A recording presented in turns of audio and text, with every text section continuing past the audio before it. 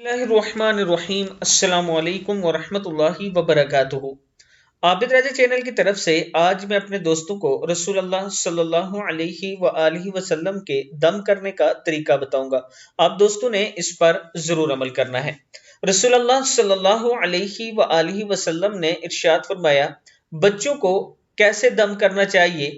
नबी अकरम सल्लल्लाहु अलैहि वआलिहि वसल्लम हजरत हसन और हुसैन के लिए पनाह तलब किया करते थे और फरमाते थे कि तुम्हारे बुजुर्ग दादा हजरत इब्राहीम अलैहिस्सलाम भी इन कलमात के जरिए अल्लाह की पनाह इस्माइल और इसहाक अलैहिस्सलाम के लिए मांगा करते थे।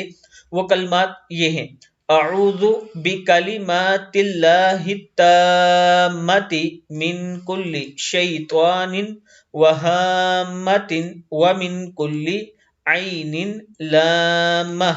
मैं पनाह मांगता हूँ अल्लाह के पूरे पूरे कलमात के जरिए हर एक शैतान से और हर जहरीले जानवर से और हर नुकसान पहुंचाने वाली नजरे बद से। सही बुखारी, तिरमिजी, अबू दाऊद, इब्न माजा ये सारी किताबों में मौजूद है।